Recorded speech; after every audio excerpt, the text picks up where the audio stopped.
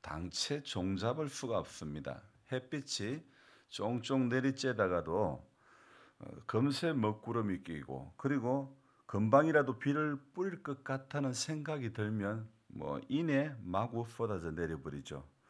심술쟁이와 같은 그런 날씨 같습니다.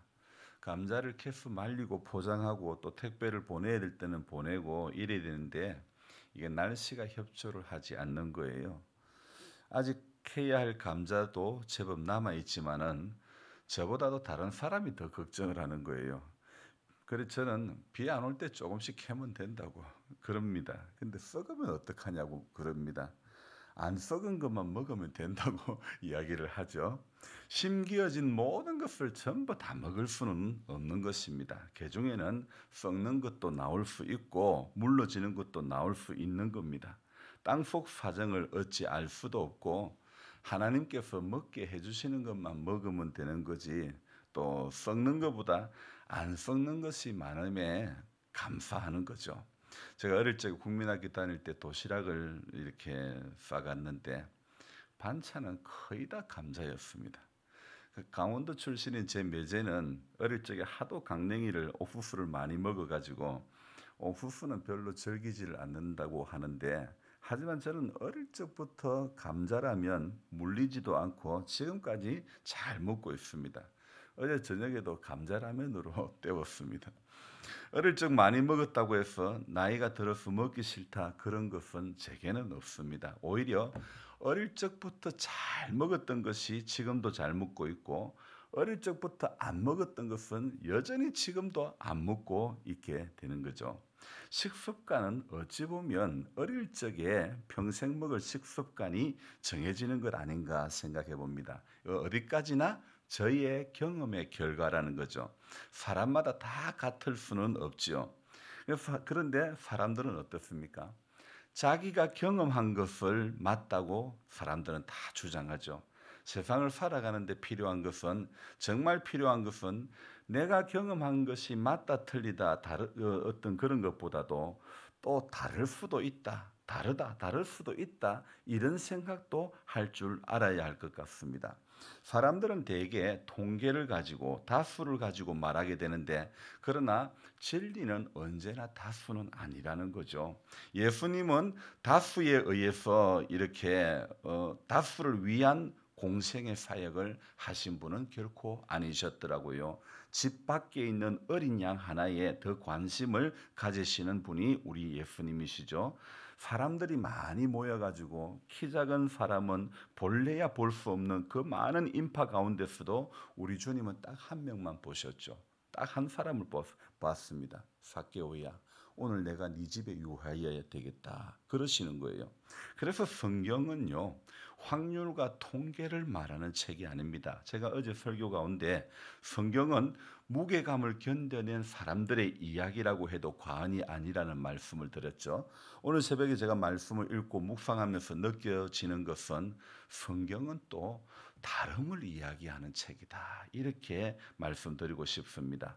오늘 이 창세기 4장에 등장하는 인물은 가인과 아벨, 그리고 후반부에 가면 가인의 후손에 대해서 기록을 하고 있습니다. 어찌 보면 이 이야기도 서로 다른 모습을 우리에게 이야기하고 있죠. 그 중에 앞부분의 이 가인과 아벨의 이야기는 이들 각자의 제사를 받으시고 안 받으시고, 이 부분으로 지금까지 설교 가운데서 저도 수도 없이 많이 인용을 했지만은 오늘은 다른 각도로 말씀을 드리고 싶습니다. 제사를 받으신 이유와 안 받으신 이유가 과연 무엇일까? 아벨이 제물로 드린 것은 무엇입니까? 양의 첫 새끼와 그 기름으로 드렸다고 되어 있고, 가인은 땅의 소산물로 제물을 드렸다고 되어 있죠. 무엇이 문제일까? 흔히 아벨은 산 제사고 가인은 죽은 제사로 이렇게 나누고 있는데, 한 사람의 제물은 받으시고 왜 하나님께서 한 사람의 제물은 받지 않으셨을까?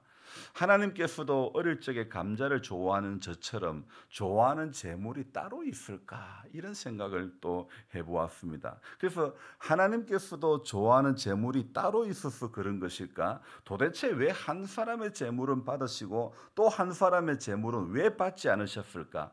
성경은요, 성경으로 풀어가야 되고 성경으로 해석을 해가야 되는 거죠. 이 신학교 다닐 때 교수님에게 또 선배 목사님들에게 수도 없이 들었던 이야기입니다. 오늘 이 사장의 사건을 어떻게 해석을 해가야 할지, 성경 어디에서 가인과 아벨의 제사와 관련해서 하나님께서 왜 받으셨고 왜 안 받으셨고 이 문제를 푸는 키를 어디에서 찾을 것인가? 창세기 서두에 나온 이 사건, 바로 앞에 창조 이야기가 나오고 인간을, 그리고 인간을 창조한 것과 그리고 에덴 동산을 만든 것과 그리고 인간이 하나님 앞에 하나님이 만드신 그 부족함이 없는 동산에서 타락한 이야기, 죄를 짓고 마는 그 이야기가 바로 이 가인과 아벨의 이야기 앞에 나오는 이야기이죠. 자, 그러면 저는 창세기 3장에서 또 창세기 3장까지에서 바로 이 4장의 궁금증을 하나님 왜 안 받았을까? 이 이야기를 창세기 3장까지에서 풀어야 될 문제라고 생각을 해봅니다.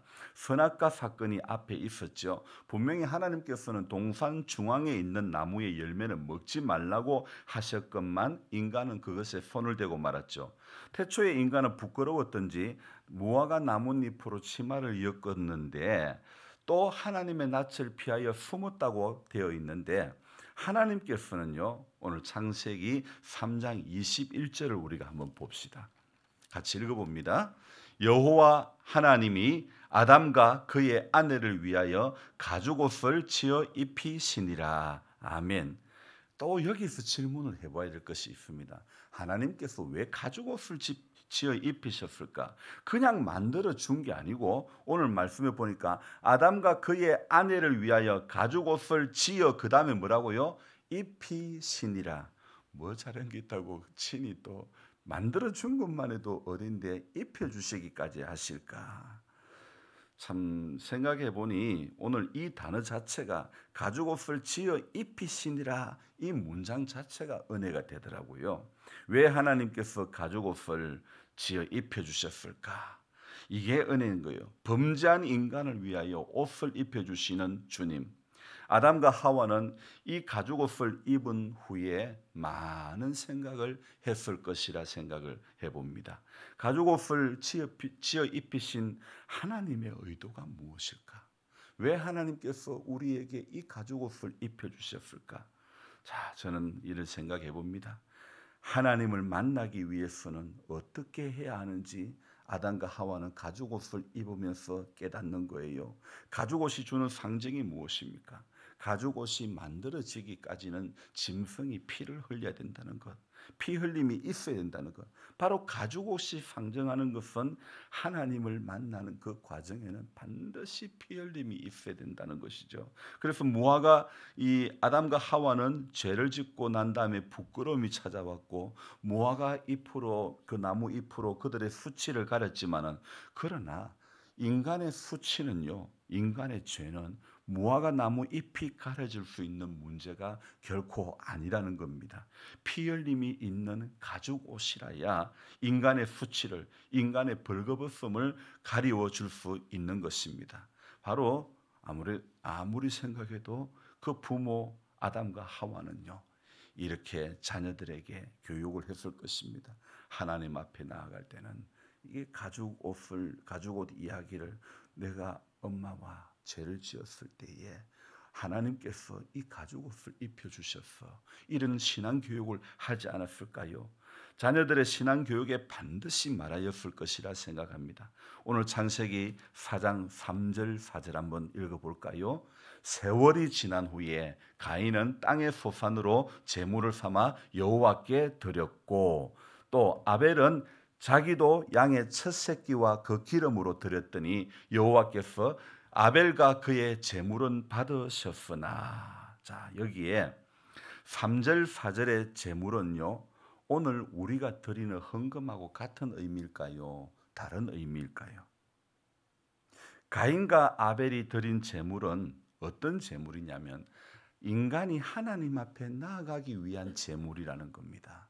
그러니까 내가 죄 때문에 하나님 앞에 나아가지 못하는 이 절망스러운 상황 가운데 나 대신 희생, 나 대신 피 흘리는 대속 제물을 통해 하나님 앞으로 나아간다는 그런 의미가 담긴 제물이라는 거죠. 이런 의미의 제물을 준비할 때 가인은 땅의 소산, 즉 곡식이나 과일 등의 열매로 준비를 한 것이고, 아벨은 양의 첫 새끼와 그 기름으로 준비했던 것이죠. 자, 여러분 생각해 봅시다. 분명히 같은 부모로서 부모에게 같은 신앙 교육을 받았지만 제물의 참된 의미에 대해서 가인은 몰랐던 것 같습니다. 아니면 하나님 앞에 나아간다는 것에 대한 마음이 가인은 아벨처럼 간절하지 않았던 것 같습니다. 반면에 아벨은 그 제물의 참된 의미를 알았고, 그렇기 때문에 양의 첫 새끼와 그 기름, 가장 귀한 것을 준비해 희생과 피 흘림으로 하나님 앞에 나아가는 것입니다. 결국 가인과 그의 제물을 받지 않으셨고 아벨과 그의 제물만 받으셨죠. 자, 여기에서 중요한 질문을 해볼 수가 있습니다. 하나님이 받으시는 것은 제물일까? 아니면 가인과 아벨 그 자신일까? 이 질문 또한 우리는 해보지 않을 수가 없습니다. 하나님이 받으시는 것은요, 하나님은 제물만 받은 게 아니라는 겁니다. 제물을 드리는 당사자인 가인과 아벨도 받으시는 겁니다. 우리가 예배를 드릴 때에 헌금을 드리는 것도요, 헌금만 받는 게 아니라 하나님께서 우리의 마음까지 받으시는 줄로 믿습니다. 그래서 하나님 앞에 나아가는 자는요, 반드시 우리가 영과 진리로 예배를 드리라고 요한복음에 말씀하고 있는데요, 하나님 앞에 나아가는 것은 우리가 우리 자신을 하나님 앞에 온전히 드리는 겁니다. 제물도 온전히 해야 되지만 중요한 것은 제물을 드리는 자의 마음, 이 마음의 중심의 고백도 온전해야 된다는 것을 알 수가 있습니다. 이후에 이어지는 내용을 보면 알 수 있지만은 가인의 마음에는 중심의 문제가 있다는 것을 알 수가 있습니다. 가인은 그의 제물에도 그 자신도 희생과 피 흘림의 의미를 담아내지 못했다는 거죠. 우리가 예배를 통해서 깨달아야 되는 것, 이 두 사람의 다름을 보면서 깨달아야 할 것이 있습니다. 이것은 맞고 틀림의 문제를 넘어서 인간의 통계와 확률을 넘어 서로 다름을 넘어 하나님 앞에 나아가는 자는 하나님 앞으로 나아갈 때는 반드시 제물이 필요하다는 것, 다른 말로 하면 희생이 필요하다는 겁니다. 희생, 피 흘림이 필요하다는 거죠. 바로 가인과 아벨의 이야기는 다름으로 시작해서 우리가 발견해야 될 단어는요, 희생이라는 단어라는 겁니다. 그러니까 희생이라는 단어를 발견하는 것이 바로 오늘 우리에게 은혜가 되는 겁니다. 얼핏 보면 가인과 아벨 성향은 하나님께서 좋아하시는 성향, 안 좋아하시는 성향, 뭐 하나님이 받으실 만한 성향, 안 받으실 만한 성향, 이런 문제로도 보일 수 있습니다. 하지만 오늘 새벽에 깨닫는 것은 가인과 아벨의 이야기는 서로 다른 성향을 이야기하는 것이 아니고 받으시는 제물과 안 받는 제물을 이야기하는 것이 아니라 하나님께서 오늘 이 가인과 아벨의 제사를 통해서 한 가지 우리에게 교훈하고자 하는 것은 희생이라는 겁니다. 희생이 있어야 하나님께서 우리가 드리는 가인과 아벨이 드리는 그 제물을 보고 희생이 있을 때에 하나님은 받으시고 희생이 없을 때에 안 받는다는 거죠. 너무도 감사한 것은 우리에게는 온전한 제물이 허락되었다는 것. 우리 대신 희생하셨고 우리 대신 피 흘려 죽으신 예수님께서 이미 제물되어 주셨다는 사실. 그래서 우리가 하나님 앞으로 나아갈 때는 우리에게 온전한 제물이 되신 예수님과 함께 가면 되는 것입니다. 중요한 것은 내 마음의 중심의 고백이라는 겁니다. 제물은 온전해야 합니다. 예수님은 온전하시고 완전하신 분입니다. 아벨과 그의 제물을 하나님이 받으셨던 것처럼 나의 고백, 나의 마음의 중심을 하나님께서는 오늘도 보시는 줄로 믿습니다. 그것을 보시고 받으시는 것입니다. 날마다 우리가 하나님 앞에 나아갈 때 예수님과 함께 이런 간절함과 진실함으로 나아가야 우리 죄된 우리가 하나님 앞에 갈 수 있는 길이 바로 거기에 열려지는 줄 믿습니다. 그래서 오늘도 기도할 때 예수님의 이름으로 기도하고, 오늘 하루를 살아갈 때에 예수님의 이름으로 오늘도 세상에 우리에게 찾아오는 인생의 무게감을, 우리 신앙의 무게감을 예수님의 이름으로 잘 견뎌내고 이겨나갈 수 있는 우리 모두가 되기를 주님의 이름으로 축원합니다. 기도하겠습니다. 하나님 아버지, 창세기 4장의 이 가인과 아벨의 이야기는 하나님이 받으시고 안 받으시고, 이 이야기 서로 다른 성향의 이 두 형제를 보면서 우리가 깨달아야 될 것은, 주님이 받으시는 것은 희생이 담겨져 있는 것, 오늘 우리가 하나님 앞에 예배를 드려도 정성이 담겨진 것, 희생이 담겨진 것, 주님을 향한 그 마음의 고백들이 담겨진 것, 마음의 중심이 하나님을 향한 것, 그것을 우리 하나님은 받으시는 줄로 믿습니다. 세상 일에 얽매여서 우리가 세상 것만 바라보다가 중심이 하나님으로부터, 말씀으로부터, 은혜로부터 멀어지지 않기를 원합니다. 오늘도 바라보아야 될 것을 보게 해주시고, 들어야 될 것을 듣게 해주시고, 주님 달려가야 할 곳을 향해 달려가는 인생이 되도록 주여 도와주시옵소서. 하나님, 예수를 수십 년을 믿어도 아직도 깨닫지 못하고, 아직도 바라볼 곳 바라보지 못하고, 아직도 변화되지 않는 우리 옛사람의 성품으로 인해서 여전히 하나님의 마음을 아프게만 하는 우리 모습일 때가 많습니다. 하나님, 우리를 불쌍히 여겨주시고, 오늘도 주님이 우리에게 속삭이듯이 말씀해 주시고, 우리가 그 말씀의 길을 쫑긋 세우고, 주님 말씀하옵소서, 내가 듣겠나이다 고백하며 예수의 이름 붙잡고 하나님 앞에 나아가는 모든 성도님들 될 수 있도록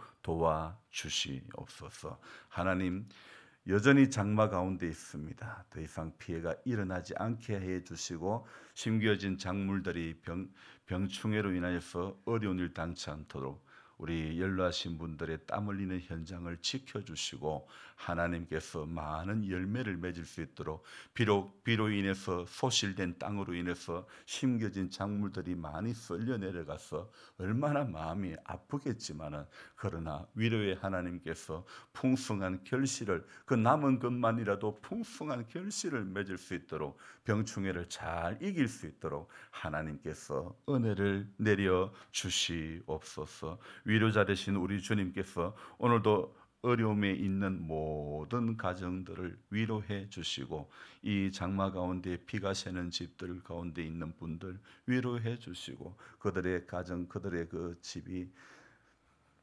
편안하고 안락한 집들로 다 바뀌어질 수 있도록 하나님께서 마을 사업에도 지혜를 주시고 은혜를 내려 주시옵소서. 감사를 드리며 존귀하신 예수님의 이름으로 기도드리옵나이다. 아멘. 간절한 마음으로 주여 부르고 기도합니다. 주여, 주여, 주여.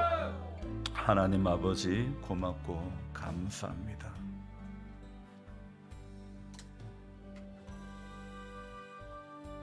오늘도 사는 것이 그리스도이기를 원합니다. 가인과 아벨의 이야기를 통해서 우리는 희생이라는 단어를 발견할 수 있습니다. 주님, 오늘 피 흘림이 없이는 죄사함이 없고, 피 흘림이 없이는 하나님 앞에 나아갈 길이 없음을